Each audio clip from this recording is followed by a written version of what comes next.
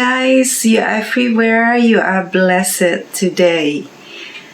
Menyambung minggu yang lalu mengenai hal yang luar biasa yang seharusnya anak-anak Tuhan dan hamba-hamba Tuhan mencari dan mengejarnya, bukan mengejar kekayaan atau kuasa, namun sesuatu yang ilahi, yang immortal, yaitu untuk menjadi yang terbesar dan yang sempurna di kerajaan sorga.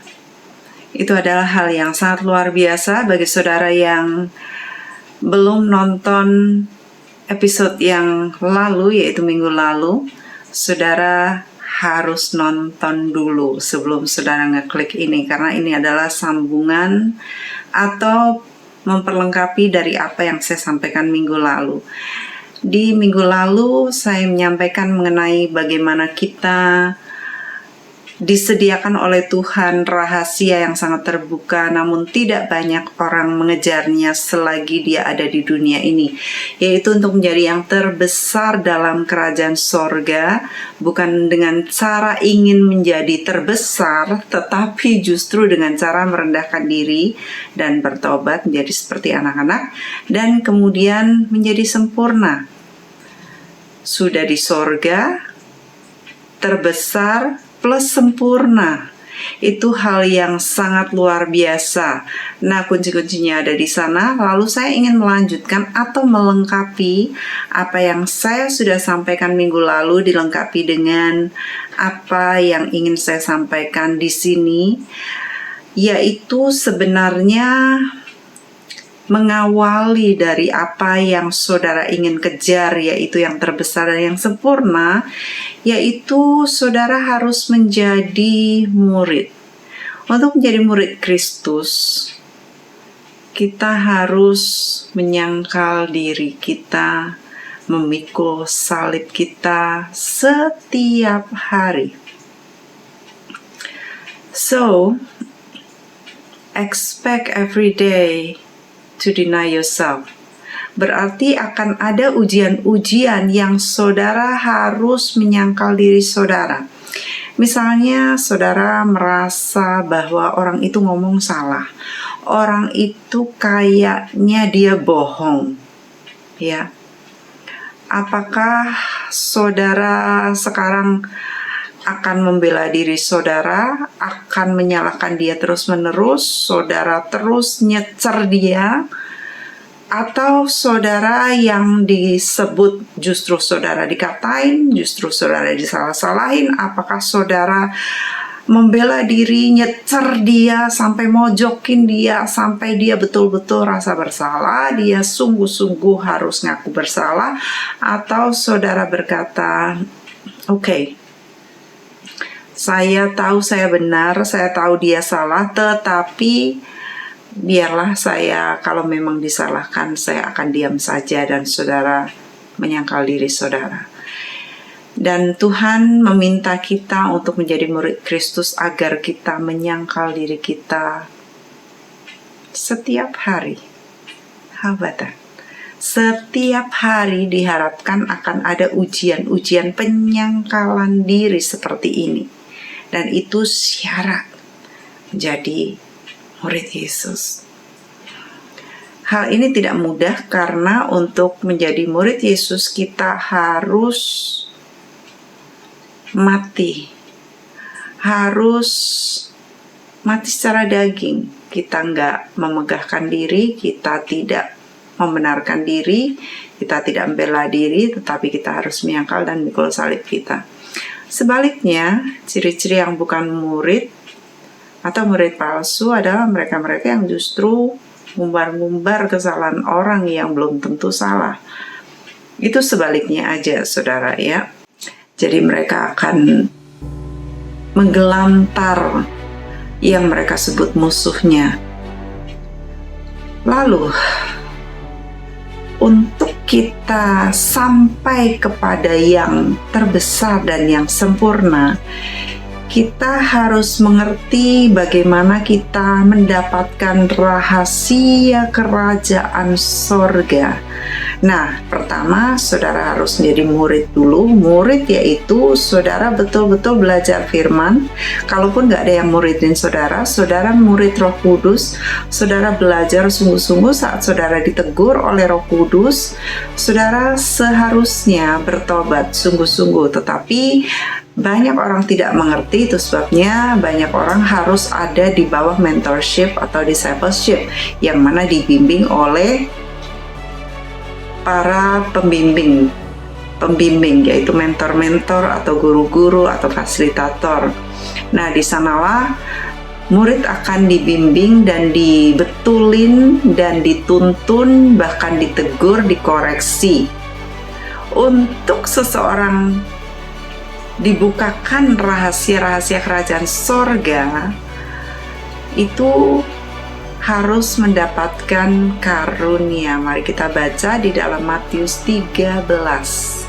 Di dalam Matius 13 di sana ada kisah mengenai bagaimana Yesus bicara kepada orang banyak hanya dengan perumpamaan. Itu sebabnya murid-muridnya datang kepada beliau, dan murid-muridnya ini bilang kepada Yesus, "Yesus, kenapa sih engkau ini bicara melulu dalam perumpamaan?" Dan Yesus berkata, "Hanya kepadamu diberikan karunia untuk mengerti rahasia kerajaan sorga." Dia bicara kepada siapa? Kepada murid. Hanya kepadamu, jadi hanya kepada muridlah Tuhan akan membukakan rahasia kerajaan sorga. Tetapi di sana dikatakan kepadamu diberi karunia. Jadi hanya kepada murid-murid Tuhan memberikan karunia. Sebab tanpa karunia, saudara, seseorang tidak akan pernah bisa mengerti rahasia. Jadi rahasia itu harus dibuka, di-unlock dengan karunia. Karunia didapat atau diberikan hanya kepada murid. Jadi ini sangat penting sekali untuk kita mengerti the whole thing yang saudara inginkan. Saudara ingin jadi seperti kanak-kanak, itu hanya dibukakan lewat karunia, hanya dibuka dengan kunci karunia. Segala sesuatu yang berkaitan dengan kehidupan kerohanian di dunia ini, semuanya harus mendapatkan karunia. Karunia apa saja? Karunia berkata-kata dalam bahasa roh, karunia menerjemahkan bahasa roh, karunia menyembuhkan, karunia melakukan mujizat, karunia hikmat, karunia marifat, karunia mengajar. Semuanya membutuhkan karunia, yaitu grace atau anugerah. Tanpa itu semuanya tidak bisa terjadi. Walaupun orang-orang yang lain, orang-orang dunia, mereka bisa melakukan itu, tetapi mereka tidak akan sampai kepada kerajaan sorga. Mereka tidak akan mengerti hal-hal kerajaan sorga, sebab kerajaan sorga adalah hal-hal roh. Ada karunia untuk mendapatkan kekayaan, ya. Walaupun orang dunia mereka bisa mendapatkan kekayaan, tetapi itu tidak digunakan untuk hal-hal kerajaan surga. Tapi anak-anak Tuhan yang sudah mendapatkan the power to get wealth, mereka akan melakukan dan menjalankan semuanya dengan karunia untuk semuanya hanya untuk kepentingan kerajaan surga. Ini sangat penting sekali bagi anak-anak Tuhan untuk mengerti bahwa karunia yang didapatkan atau diperoleh atau diberikan kepada anak-anak Tuhan, demikianlah karunia itu dipakai untuk hal-hal yang rohani.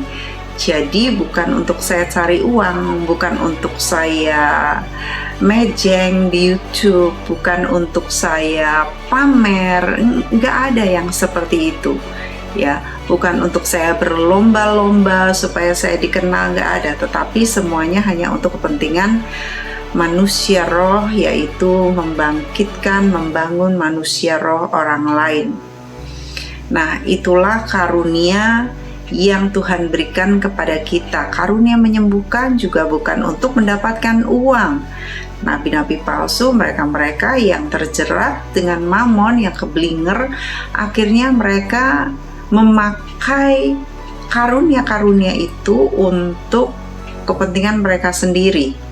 Ya, saya pernah mendengar kisah dari ayah saya, seorang hamba Tuhan dari desa aja, saudara. Dari desa, dia begitu berimannya sehingga dipakai Tuhan untuk menyembuhkan, oh my goodness, penyakit-penyakit yang unbelievable, dan itu miracle terjadi kayak popcorn itu ya. Orang-orang disembuhkan dan mujizat terjadi luar biasa. Akhirnya kecium nih oleh promotor. Ya, ada orang-orang yang bisa menolong itu, tetapi ada orang yang bisa juga memanfaatkan karunia. Karena ini di desa, jadi ada orang kota yang mau membawa dia, mempromot dia untuk melakukan hal itu di stadion gitu ya, di stadium. Waktu dia melakukannya di stadium, banyak sekali orang datang berkerumun. Nah, ada maksud baik, ada maksud yang tidak baik juga. Tetapi dalam hal ini maksud dari promotor ini baik ya.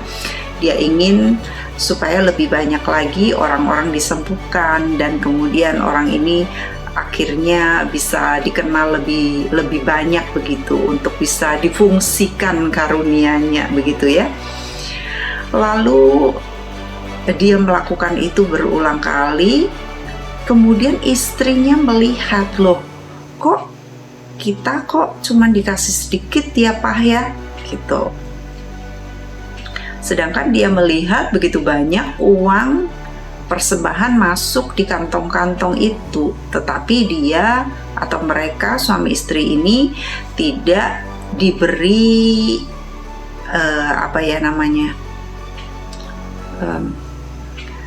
tentunya ada bendahara yang mengelola keuangan itu untuk sewa gedung, untuk bayar ini dan itu. Nah, istrinya ini nuntut, nggak boleh, itu kita seharusnya yang dapat uang banyak karena suami aku ini yang gini.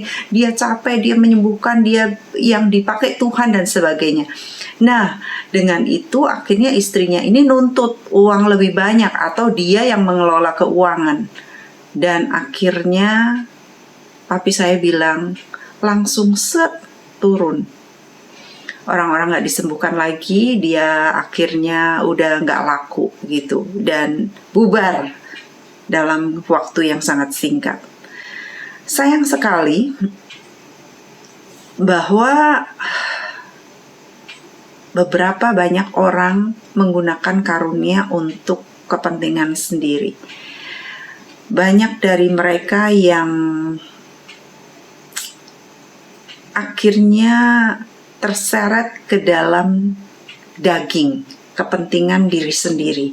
Dan ini sangat menyesatkan jikalau kita mendapatkan karunia-karunia tertentu tapi kita tidak menjaganya, maka kita akan dihancurkan oleh bukan karunia itu, tetapi justru kita akan terjebak karena penggunaan karunia dan pemanfaatannya yang tidak benar. Nah, itu sebabnya karunia ini hanya dipakai untuk hal-hal yang roh. Jikalau seseorang mendapatkan karunia, hendaklah ia hanya berdoa untuk dia dipimpin oleh roh melakukan semuanya hanya untuk kepentingan sorga. Kalau kita melihat kembali dari kriteria atau syarat Yesus berkata bahwa barang siapa mau menjadi yang terbesar itu justru dia harus menjadi seperti anak-anak. Rendah hati, tidak tinggi hati, tidak mengingini. Bahkan yang ingin menjadi terbesar dan sempurna, untuk menjadi sempurna itu malah harus menjual seluruh hartanya dan membelanjakannya untuk membeli minyak diberikan kepada orang-orang miskin. Jadi bertentangan sekali jikalau seseorang mendapatkan karunia tetapi kemudian dia mengumpulkannya untuk dirinya sendiri. Nah, ini akan menjadi jerat bagi orang tersebut, ya. Itu beberapa contoh saja, saudara, walaupun banyak sekali contoh-contoh di mana anak-anak Tuhan, hamba-hamba Tuhan yang mendapatkan karunia, yang mengawalinya dengan roh, mengakhirinya dengan daging. Itu yang sangat-sangat menjadi warning yang sangat besar bagi kita. Barang siapa memulainya dengan roh, harus mengakhirinya dengan roh. Karena ada warning inilah kita anak-anak Tuhan yang sudah dipakai Tuhan dan sampai kepada level-level tertentu, kita harus sangat berhati-hati untuk menjaga roh tersebut supaya kita tidak terjebak di dalam kedagingan. Ya, bahkan dikatakan syarat mengikuti Yesus itu dia harus menyangkal diri, dia harus memikul salib. Jadi bukannya kita malah membesarkan diri, kita memperkaya diri, bukan itu, tetapi justru kita harus menyangkal diri. Wow, ada harganya, saudara, ada harganya. Untuk menjadi yang terbesar dan sempurna, kita harus melepaskan segalanya. Bahkan kita harus tidak mengingini apapun. Saat kita mendapatkan sesuatu, dipercaya Tuhan hal yang besar, justru kita ketat dengan keinginan daging. Kita harus matikan daging.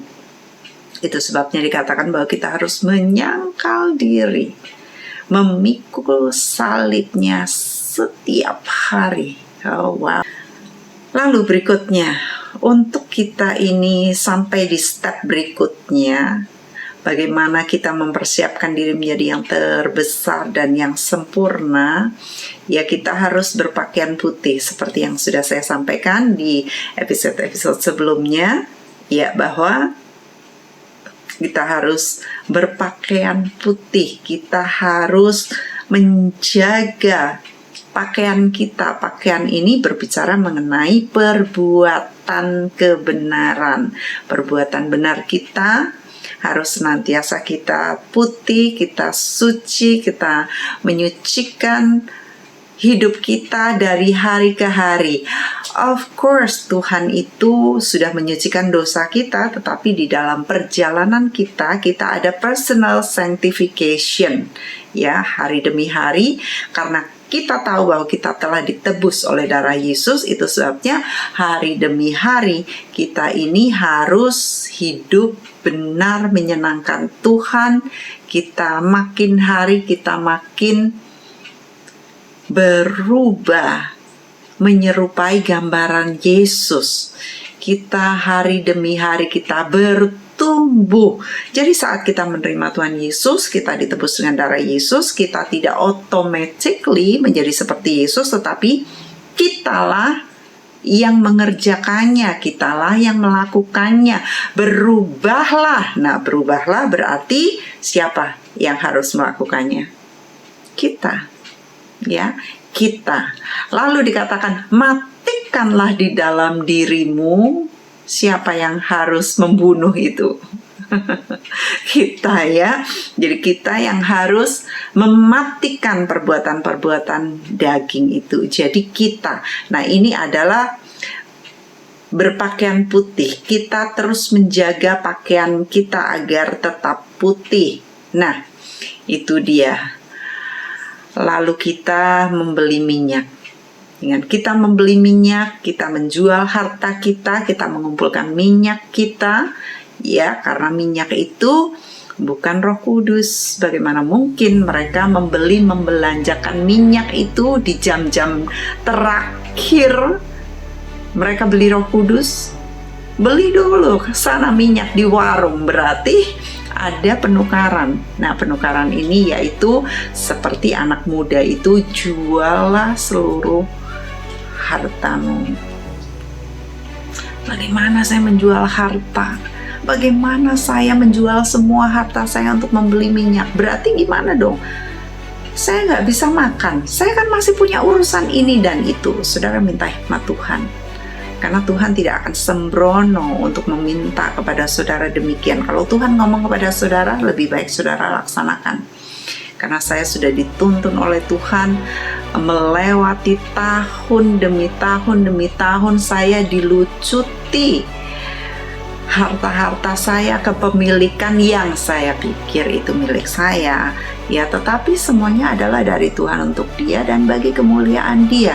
Jadi saya tidak punya hak, saya hanya pengelola, saya hanya dititipin.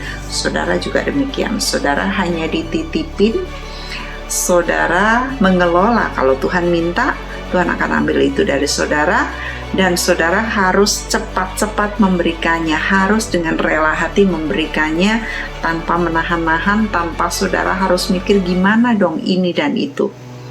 Itu saya belajar bertahun-tahun, saudara. Saya tidak menggunakan ini lagi. Saya tidak menggunakan TikTok, kalkulator. Kalau saya pakai kalkulator saya, kalau saya irit, kalau saya pelit, firman Tuhan mengatakan ada orang yang mengumpulkan tetapi tetap terus kekurangan, tetapi ada orang yang menyebar harta tetapi ia bertambah kaya. Nah, disitulah hikmat sorga, disitulah prinsip yang sangat berbeda sekali antara prinsip sorga dengan prinsip dunia. Dunia berprinsip bahwa semakin kita irit, semakin kita ketat, semakin kita hitungan, semakin kita pelit, ya, kita bisa ngumpulin banyak. Tetapi itu bukan firman Tuhan, ya, bukan prinsip sorga. Firman Tuhan mengatakan bahwa apa yang kamu kumpulkan di bumi, ngengat dan karat itu akan merusakkannya. Tetapi kalau apa yang kau kumpulkan di surga, maka gak ada satupun yang bisa merusakkan harta kamu. Saya belajar dari nenek saya. Nenek saya ini orang yang sangat sederhana. Dia pakai sarung gitu ya, pakai jarik, batik. Waktu kakek saya meninggal, beliau gak tahu, mungkin Tuhan kasih di hatinya ya. Setelah kakek saya meninggal, beliau pakai baju putih semua, atasnya putih, bawahnya kain jarik, sarung gitu. Lalu nenek saya ini cinta Tuhan banget. Dia kalau pagi, dia selalu besuk di rumah-rumah, ketok-ketok, dan dia akan ajak mereka untuk doa pagi. Pagi-pagi sudah bangun. Saya waktu kecil tinggal dengan beliau, kemudian saya dibawa oleh orang tua saya kembali. Kemudian saya nanti setahun sekali saya menengok beliau. Pada waktu saya sudah, kayaknya saya waktu itu sudah kuliah ya. Saya punya uang, saya kasih ke nenek saya. Waktu saya tengok, saya selalu titipin, saya tinggalin uang gitu ya, 200.000 begitu. Saya ingat waktu itu saya kasih beliau 200.000. Saya ngasih 200.000 kepada beliau, langsung beliau jajakan untuk beli kayak ciki, beli makanan anak-anak. Saya bilang, kenapa sih ini mak? Kenapa kok langsung dijajakan begitu? Kenapa dihabisin? Dia bilang nanti sore akan ada anak-anak sekolah minggu datang di rumah saya sini, dipakai untuk ibadah sekolah minggu begitu. Dan saya kasih ke mereka ini makanan-makanan kecil seperti ini, mereka tuh suka kan. Lalu saya bilang, kok kenapa nggak disimpan si uangnya? Kan saya minta, kan saya ngasih ini untuk disimpan. Dia berkata, saya nyimpen apa? Saya mau nyimpen buat apa? Ngengat dan karat akan merusakkannya, tetapi saya nyimpen di sorga, dia bilang. Wow, saya belajar. Awal saya masih mendengarkan itu, masih belum belajar, saudara. Jadi kadang-kadang firman itu masih berupa logos, tetapi saat didengungkan itu masuk di dalam hati, dan kemudian Tuhan mulai membimbing saya. Akhirnya dari tahun ke tahun Tuhan ajarin saya untuk saya memberi, dan sampai sudah Tuhan semi maksa saya begitu. Sebenarnya saya nggak perlu menanggapi Tuhan juga bisa, tetapi saya sudah berjalan bersama Tuhan, saya sudah banyak dengar suara Tuhan, sehingga saya tahu membedakan mana suara Tuhan atau mana suara hati saya. Sehingga waktu Tuhan bicara seperti itu, saya tahu saya harus memilih jalan yang sulit, jalan yang sempit. Itu yang senantiasa saya pilih sampai akhirnya saya enjoy banget saudara, untuk nanti saya kandaskan itu. Saya punya rekening, saya kandas dan cepet banget Tuhan ngisi lagi. Kalau Tuhan sudah isi lagi, saya tinggal tanya, ini dikasih ke siapa Tuhan? Kapan Tuhan? Dikasih untuk apa Tuhan?